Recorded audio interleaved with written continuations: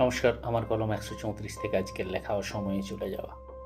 রাতের অন্ধকারে বসেছিলাম, নিজেকে খুব নিঃসঙ্গ লাগে। মাঝে মাঝে তার প্রতিচ্ছবি ভেসে ওঠে চোখের সামনে। কথা বলতে যখন ইচ্ছে হয় তার সাথে, বসে থাকি শ্মশানে।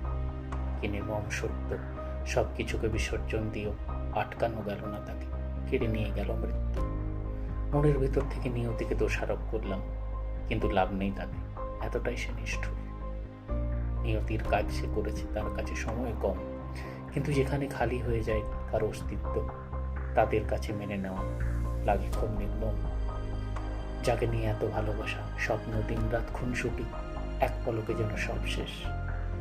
বুক ফেটে যায় মেনে নিতে, যতই থাক তাতে ত্রুটি। এভাবে কারো চলে যাওয়াটা সত্যি খুব বেদনা দেয়। কিভাবে যে কাটে দিন সেটা তারাই বোঝে। মনে হয় যেন নরক। ভয় হয় নিঝুম রাত নেমে এলে আবার হবে মন খারাপ। কারো অসময়ে চলে যাওয়া গড়ে দিয়ে যায় এক বড় ফারাক।